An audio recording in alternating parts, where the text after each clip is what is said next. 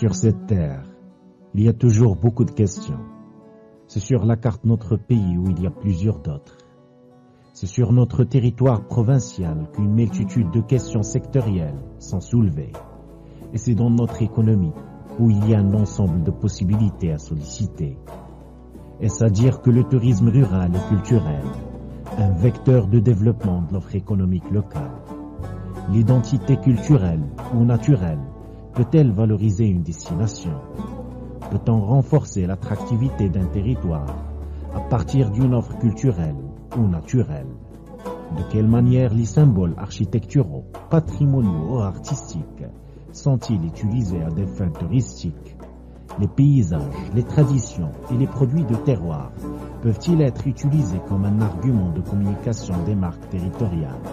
C'est à ces questions de réflexion et bien d'autres que ce documentaire tentera de répondre. Bonjour, quel plaisir de vous retrouver dans la fascinante ville ouazzane. Venez de me rejoindre pour un voyage plein de surprises à la découverte d'une grande destination touristique. J'ai eu le privilège de commencer cette aventure face à cet endroit emblématique. Nous ouvrirons des fenêtres sur Ouazzane pour être ici, mais aussi là-bas. Beauté et fraîcheur, culture et nature, barrages et montagnes, archéologie et anthropologie, en vous laissant imaginer que le terrain est bien plus imposant que les propos tenus. En effet, pour celui qui fait un livre d'histoire, Ouazzane apparaît d'emblée comme un vieux territoire à la civilisation immémoriale, enraciné en Afrique et au monde arabe. Pour celui qui voyage à Ouazzane, reçoit le choc d'une terre d'une rare beauté et d'une population très chaleureuse. Pour celui qui s'intéresse à la scène touristique internationale, constate que Ouazzane a réussi son positionnement sur la carte touristique mondiale en tant que destination phare du tourisme rural et culturel qui pourrait se transformer et se grandir en une grande entreprise touristique importante. Pour celui qui se préoccupe de la défense du secteur, la lecture des visions stratégiques des établissements sous tutelle appelle encore beaucoup de questions. De tout cela, des prises de vue, des signes, des paysages dévoilent notre culture et présente notre géographie. Très bon visionnage et bienvenue à Dar Dmana.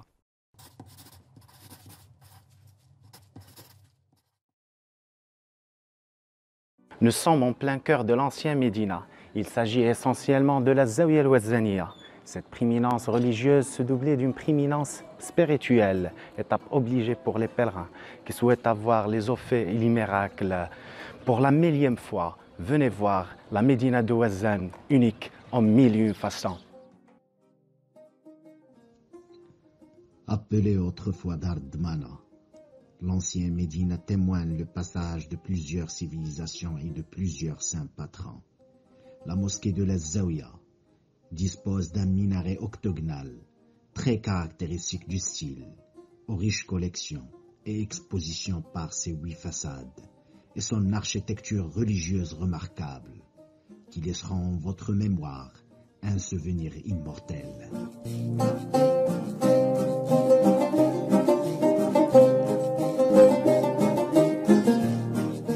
La réhabilitation de ce patrimoine culturel vous offre un dépaysement garanti, où chaque photo prise s'apparente à une carte postale. La Zaouia Ouazzaniya reste un haut lieu de savoir, une école de grande valeur pour les sciences de la charia et le sophisme, dont l'heure a dépassé les frontières, avec une histoire séculaire, baignée dans un environnement de savoir et de sophisme. Le fondateur de la maison de Ouazzane, né en 1596, c'était un shérif idrisside de la plus illustre origine. Il descendait en ligne directe de Moulay Abd Slam ben Mchiche, Moulay Abdallah Sherif, fils de Moulay Ibrahim, vécu très vieux et mourut en 1679.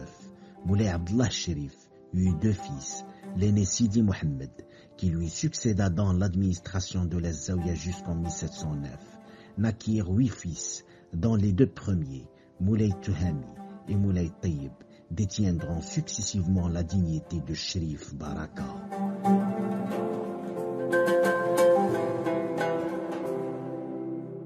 Nous retrouvons face à la porte majestueuse du grand saint patron Moulay Abdallah Sherif. Il s'agit initialement du fondateur de la Zaouia al-Ouazzaniya, une porte qui se penche sur une vue panoramique de la ville de Ouazzane. Son sanctuaire dispose d'une prestigieuse bibliothèque, dont les ouvrages traités de thèmes aussi divers que la spiritualité, l'astronomie, le sophisme ou la philosophie.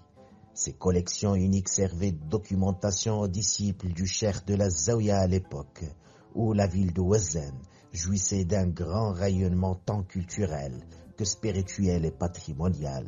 Aujourd'hui, la mosquée de Moulay Abdallah Chérif compte un important patrimoine matériel religieux et un pôle spirituel lui valant le toponyme de Al-Madina Saliha, la ville sainte. Commencez la visite culturelle par cette porte majestueuse de l'ancienne Médina, qui possède une vue saisissante sur la ville et qui vous emmènera vers le meilleur chemin de plongée dans l'artisanat du Maroc. C'est certainement le circuit de passer par les ruelles de l'ancienne Médina et d'admirer les mains expertes au travail dans les ateliers de tissage, de borderie, de métiers de bois, de menuiserie et des instruments de musique. La Médina de Ouazzane jouit d'un large éventail de richesses socio-culturelles qui fait d'elle une zone touristique incontournable, dont les réalités actuelles et les perspectives d'avenir sont très prometteuses. L'ancienne Médina de Ouazzane, inscrite au patrimoine culturel de la ville, des quartiers de charme, qui a su jouer sur le mélange des cultures, tout en restant gardienne et vitrine de ses plus belles traditions originelles. Le temps et les portes verrets blancs, caractérisant la Médina de Ouazzane, la démarquent de toutes les autres et font d'elle l'une des plus belles destinations d'ancienneté et de modernité.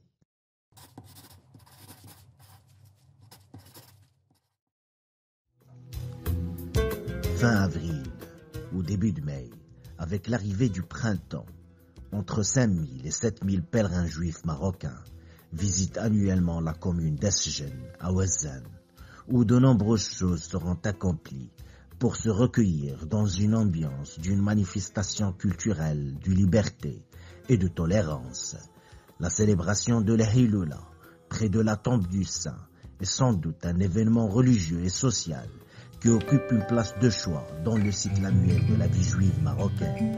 En effet, ce retour aux sources est toujours empreint de rencontres, d'émotions et de nostalgie. C'est là où ils prient, ils font des vœux, ils se congratulent et ils fassent d'autres activités festives et commerciales.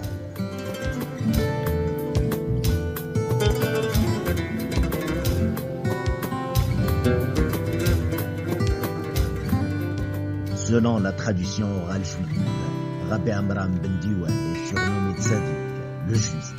Rabbi est un mot hébreu désignant maître. Amram ou Ben Amram est un nom d'origine hébraïque, signifiant peuple nombreux. C'est aussi le père de Moïse. Ben Diwan, nom d'origine hébraïque, signifiant fils du juge.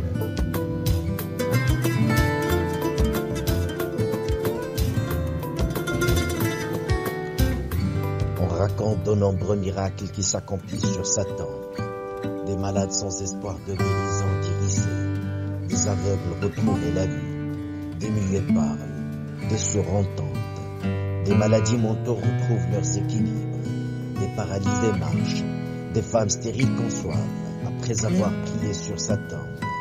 Son pouvoir merveilleux, ses offres et ses miracles se réalisent sur cette terre de rencontre et de recueillement.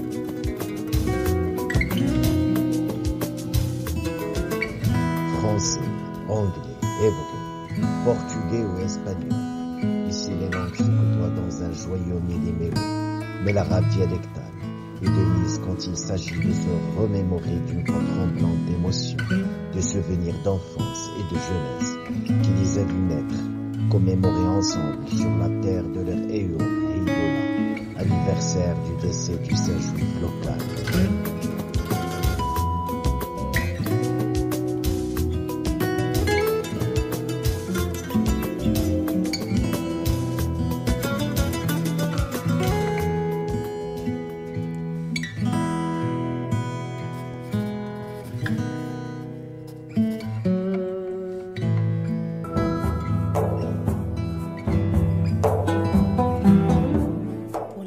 Intervention, Il s'agit de M. Zied El-Bakouri Mukhtar, directeur général du motel Rif.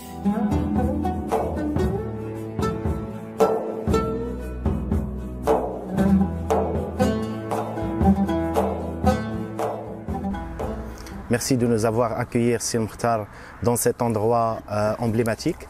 J'aimerais bien savoir quels sont les différents problèmes que vous rencontrez dans le secteur touristique au niveau de la province de Ouazzane. Tout d'abord, je suis très heureux de vous avoir accueillis chez moi. Soyez la bienvenue. Et bien, comme vous le savez pertinemment, la subdivision de Ouazzane a été nommée récemment en 2009. C'est une nouvelle province comparativement à d'autres. Ce qui s'achève éventuellement par un arbre à problème du secteur, d'où l'absence des investissements touristiques, ce qui exige certainement un taux de risque très élevé pour placer des capitaux face à un terrain vierge. À titre personnel et de ma propre initiative, j'ai pris le défi pour m'investir ici sur la terre de Baudroa, et grâce à Dieu, au milieu de toutes ces difficultés, se cache l'opportunité. Petit à petit, j'ai relevé le défi et j'ai pu récolter la bonne graine. Il y a plein de choses à faire ici, malgré l'absence des investisseurs issus de Ouazzane et qui doivent tôt ou tard revenir et remettre leur énergie dans leur terre natale en vue d'attirer un bénéfice pour eux-mêmes et accorder une importance pour leur ville d'origine, au lieu de placer leurs fonds dans les grandes métropoles telles que Casa, Rabat et Tanger. Mais jusqu'à quand? Ainsi que les infrastructures hôtelières qui connaissent actuellement un essor sans précédent. Une panoplie d'unités hôtelières qui soutiendront la capacité d'absorption de la province pour l'avenir et qui vont instaurer sûrement une nouvelle dynamique.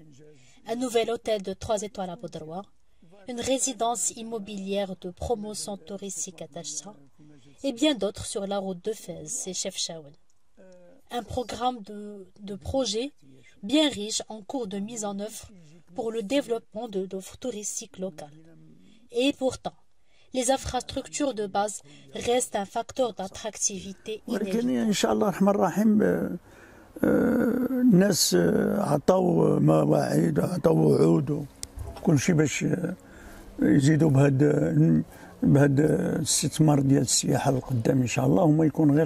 Effectivement, on partage le même concept avec vous, mais j'aimerais bien dégager des solutions par rapport au secteur, c'est-à-dire quelles sont les revendications et les recommandations en tant qu'un grand investisseur que vous recommandez pour le secteur touristique dans la province de Ouazzane. Concernant les projets touristiques au niveau de la province de Ouazzane, auront sûrement un avenir radieux. Néanmoins, nous sommes un seul motel dans la province. Quiconque va tomber sur un seul motel va se dire que c'est toujours complet pendant toute l'année, puisqu'il s'agit de la seule unité hôtelière. Or que ce n'est pas le cas. Ceci dit, contrairement à Chefchaouen, à qui on reçoit souvent des clients lorsque tout est saturé, vu la proximité entre les deux provinces. En contrepartie, des caravanes qui viennent des 4 coins du globe cherchant un camping qui dégage une image bien équipée, gracieuse et un bon exemple pour les visiteurs d'une cité en plein mouvement, ouverte sur l'extérieur, à l'instar des pôles touristiques du royaume.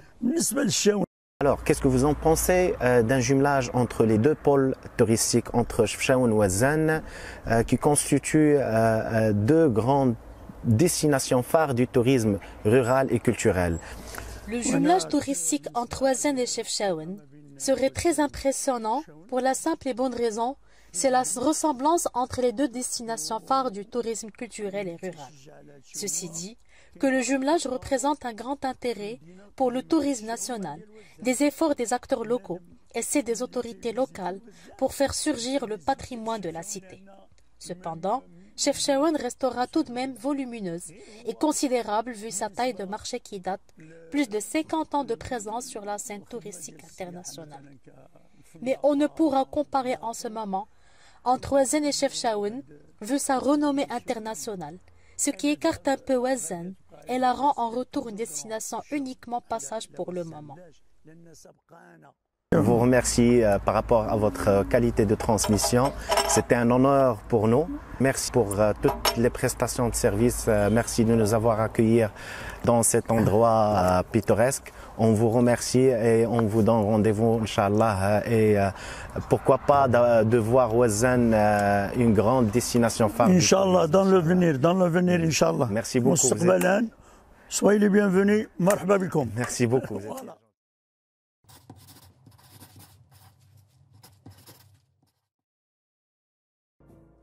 Nous revoilà dans les bras de la forêt d'Isaren, un paradis sur terre. C'est juste pittoresque. Voici ce que c'est Isaren.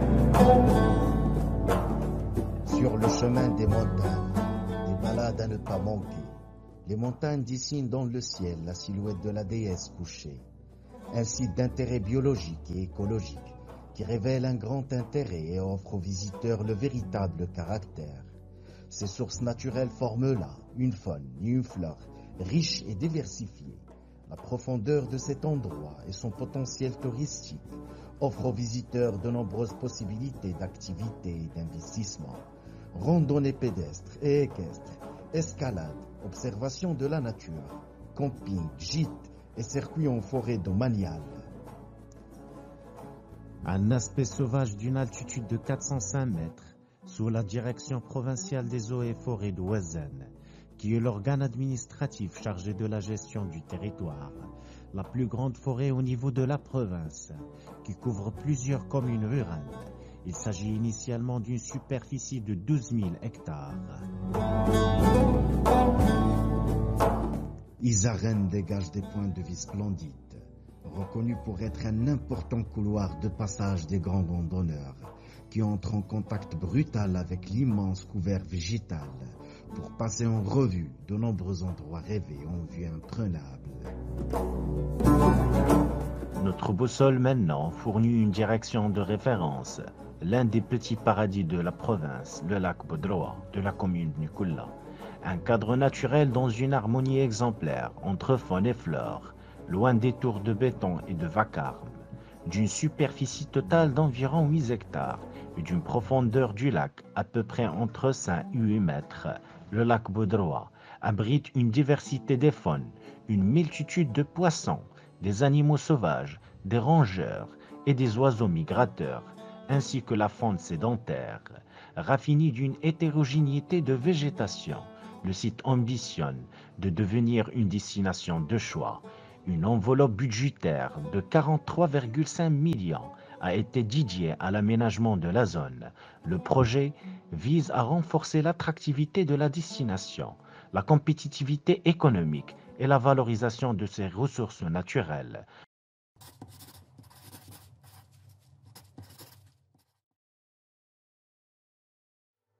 À 20 km de Ouazzane et à 45 km de Chefchaouen, entre l'axe routier des deux provinces, située la commune rurale de Briksha, au cœur de la zone montagneuse, avec de belles caractéristiques naturelles, la magnifique forêt de Belota, un espace de verdure et de détente pour se ressourcer à l'ambiance qui règne, dans un merveilleux paysage à couper le souffle, permet de pratiquer de nombreuses activités sportives, randonnées, escalade et ski pendant l'hivernal, une belle forêt qui fait la réputation de cette destination, dont une partie est considérée comme une réserve biologique et écologique nationale, une attraction touristique attrayante et respectueuse de l'environnement.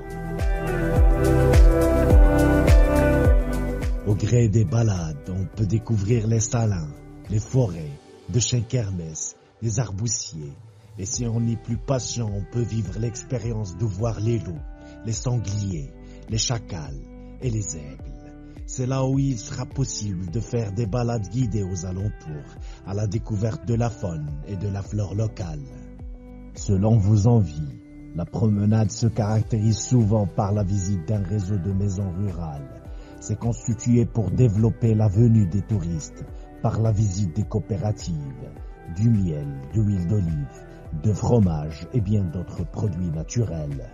Tout comme le plaisir gustatif, pour ceux qui veulent vivre l'expérience et l'aventure au ciel ouvert en plein air, avec des produits de terroir, qui se fait admettre comme un facteur structurant de l'espace villageois dans une interaction entre le tourisme rural et le produit de terroir.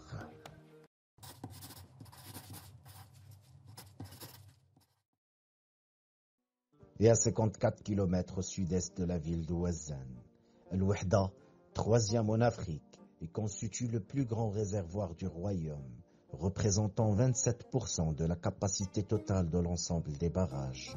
Zghira est le paradis des amoureux du grand air au contact d'une population accueillante et de la nature à l'état sauvage.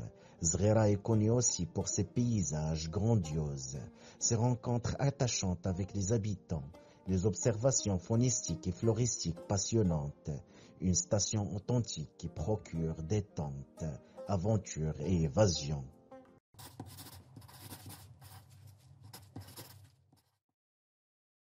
Le royaume du Maroc, et grâce à la vision de Sa Majesté le roi Hassan II, que Dieu bénisse son âme, une politique avancée en matière de gestion des ressources hydriques, fondée principalement sur la rationalisation et la préservation de cette denrée précieuse, à travers la politique des barrages, qui permet à la province de Ouazzane de garantir son développement de l'agriculture, sa valorisation énergétique et sa protection contre les inondations.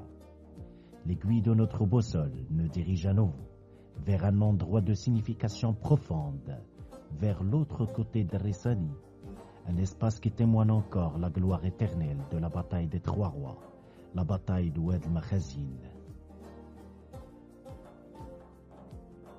En soumettant sa fiche synoptique, le grand bassin versant se positionne troisième au Maroc par son volume des matériaux avec une capacité de 4379 mètres cubes et de son usine hydroélectrique. Ceci témoigne de l'importance des moyens humains et matériels mobilisés.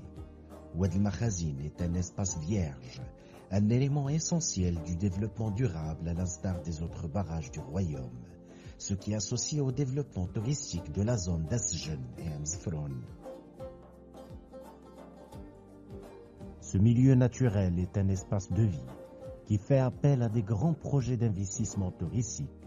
C'est donc dans le cadre naturel que seront trouvés les éléments qui animent le tourisme en milieu rural. Le relief, le climat, l'hydrographie et la végétation sont tour à tour sollicités ou utilisés dans le cadre de combinaisons.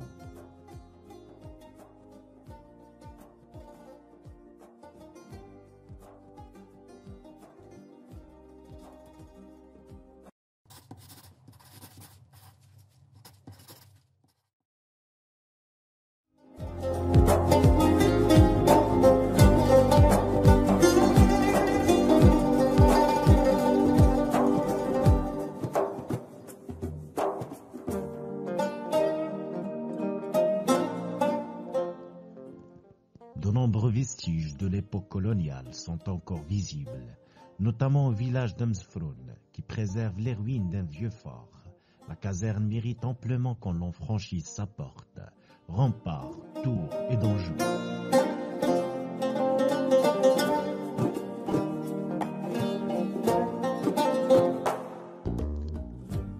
Remarquablement abandonné, ouvert au public, qui ne manquera pas d'être émerveillé par cette page de l'histoire de la province de Ouazzane. En plus de son rôle militaire, l'ancien caserne atteste un cachet architectural, typiquement français, installé dans une ancienne forteresse militaire.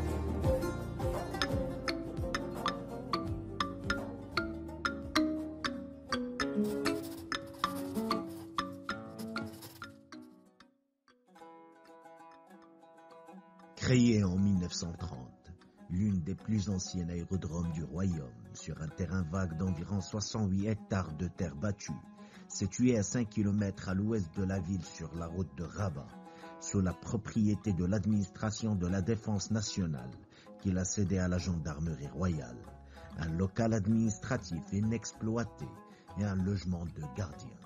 quelquefois utilisée et de manière très peu fréquentée pour l'atterrissage aux hélicoptères contre les catastrophes naturelles et les crises sanitaires.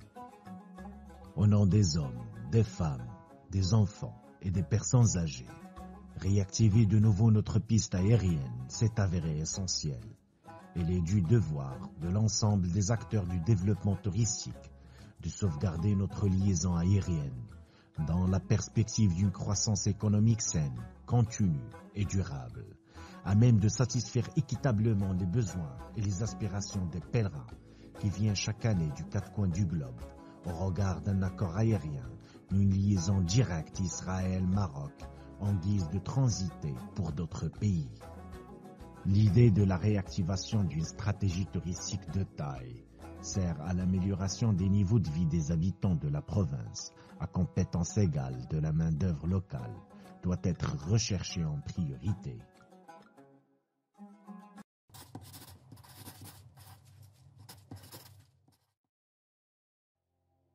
Pour la deuxième intervention, il s'agit de M.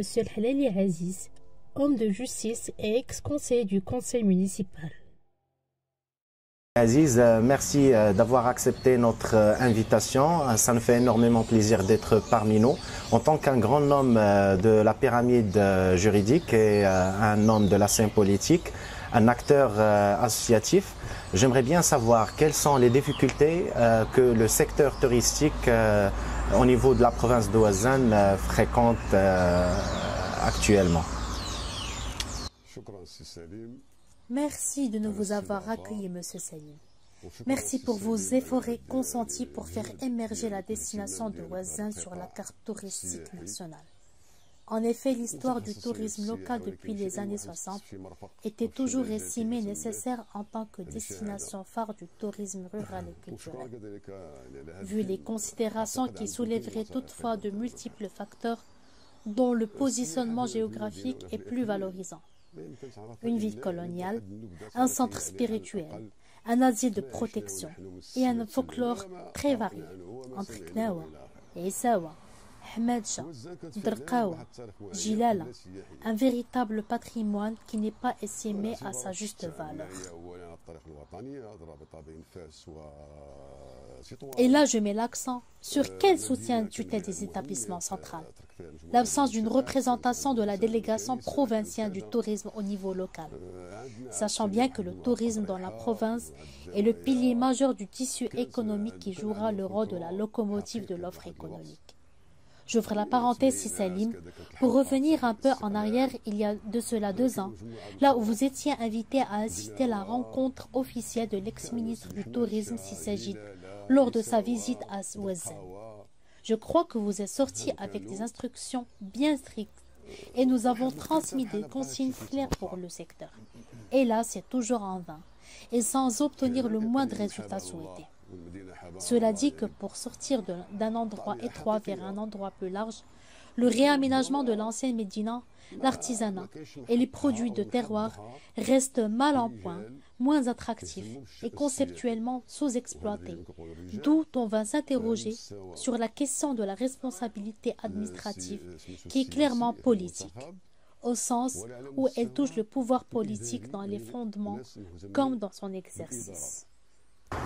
À votre avis, qu'est-ce qui manque Ouazzane pour dire que Ouazzane est touristique mondial, au même titre que Chefchaouen, voire plus? À vrai dire, si Salim, le sujet permet de rompre la langue monotonie, de serrer de beaucoup de questions fermées. Premièrement, plusieurs caractéristiques associées désignées, ce qui constitue le caractéristique distinctif de la particularité du système juridique du conseil municipal de l'ancien mandat, dont je faisais partie, et nous avions fait un plan d'action pour le tourisme bien riche. Nous étions basés sur le tourisme religieux, d'une façon archaïque et très classique, qui manque l'audace et la décision, comme par exemple le maussem du grand saint patron du soufisme et le pèlerinage de Hayloula, du grand rabbin Amran Ben Diwan. Ce dernier est un capital touristique et un capital politique très mal exploité. Une festivité qui se déroule chaque année à clos. Les pèlerins sont de passage. Lorsqu'il termine, il quitte malheureusement Ouazzane pour la voisine Chefchaouen. Au fait, le tourisme nécessite un capital touristique important, les infrastructures de base et le chemin vers un changement social. Peut-on imaginer un tourisme international sans alcool? Peut-on vraiment imaginer son impact sur les différentes variables économiques sans les revenus de l'alcool? C'est une crise sans précédent pour l'économie touristique locale. C'est une vérité qui fait appel à l'intervention du système juridique tant que le tourisme reste une source de devises étrangères, simule le développement régional, est capable de lutter contre la pauvreté, l'immigration et contribue directement à la création de nombreux emplois et entreprises. Selon moi, la solution est de chercher la loi d'attraction, que les atouts et potentialités du pays vont inciter sûrement sur les autorités et les politiciens à miser sur le tourisme. Très bien. D'après vous, quelles sont les revendications que vous pouvez revendiquer et suggérer des établissements sous tutelle du secteur du tourisme? L'idée s'articule essentiellement autour d'une représentation du secteur au niveau de la province. L'idée est de créer une délégation provinciale de tourisme pour institutionnaliser le secteur. Juste une dernière question. Quel est le rôle de l'homme politique dans la scène touristique locale? هذا السؤال السليم. أعتقد جازما أن الفاعل السياسي المنتخب المحلي والإقليمي والجهوي التشريعي الوطني هو اللي على عاتق ديالو هذا الواجب ديال الترافع. Je vous remercie, Si Aziz, infiniment d'avoir accepté notre invitation. Je vous remercie encore une fois pour la qualité de transmission et de nous avoir éclairci les choses. Et merci à vous. Merci à vous deux fois pour ce que vous faites pour le secteur en général et pour cette si belle émeraude de Ouazzane en particulier.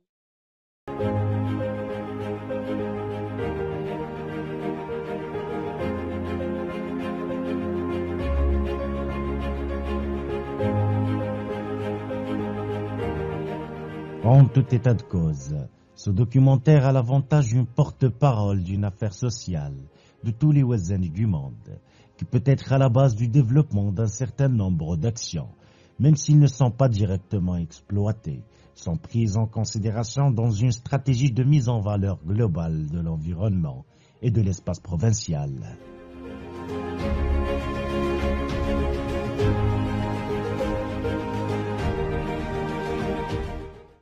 Au fil de l'histoire, Ouazzane reste toujours une terre de rencontre et de recueillement, dont le secteur du tourisme est le point d'honneur et la lueur d'espoir de l'offre économique locale. Notre aventure touche à sa fin. Nous espérons être à la hauteur de vos espérances et de vos attentes. Merci de nous avoir suivis avec beaucoup d'intérêt tout au long de cet événement. À très bientôt.